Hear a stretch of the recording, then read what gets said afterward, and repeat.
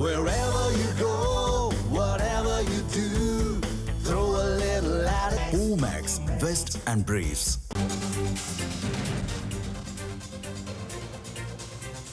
அண்மை செய்தி. தமிழக அரசின் மகளிர் உரிமை தொகை உத்தரப்பிரதேசத்தை சேர்ந்த பெண்ணுக்கு சென்றதால் அதிர்ச்சி ஏற்பட்டிருக்கிறது. இது தொடர்பான கூடுதல் விவரங்களை நம்முடைய செய்தியாளர் மூர்த்தியிடம் கேட்டு பெறலாம். மூர்த்தி, என்ன நடந்தது, விவரம்?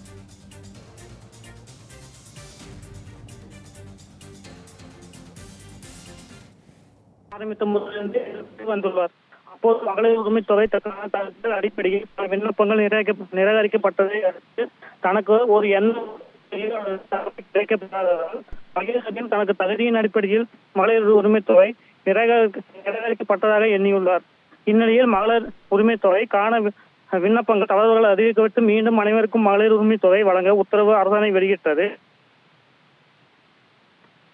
ஸ்டாலின் சிறப்பு முகாமில் மகளிர் உரிமை தொகைக்காக மகேஸ்வரி இரண்டாவது முறையாக அவரது விண்ணப்பத்தை அதிகாரிகள் மகேஸ்வரி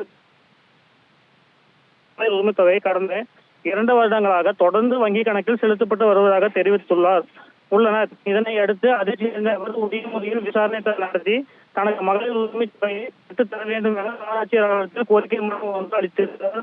இது குறித்து அதிகாரிகள் மேற்கொண்ட விசாரணையில் மகேஸ்வரிக்கு மாற்றாக உத்தரப்பிரதேசத்தை சேர்ந்த சாந்தி தேவி என்ற பெண்ணின் வங்கி கணக்கிற்கு தொடர்ந்து 2 வருடமாக மகளிர் உரிமை தொகை தெரிய வந்தது. மேலும் மகேஸ்வரி மற்றும் சாந்தி தேவியின் வங்கி கணக்குகளும் ஆதார் எண்ணும் ஒன்றோடு இணைக்கப்பட்டு விசாரித்தபோது உரிய நடவடிக்கை எடுக்கப்படும் என தெரிவித்துள்ளனர்.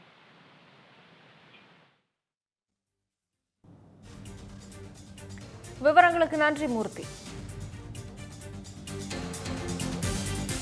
Wherever you go, whatever you do, throw a little at it. Omax, Vest and Briefs.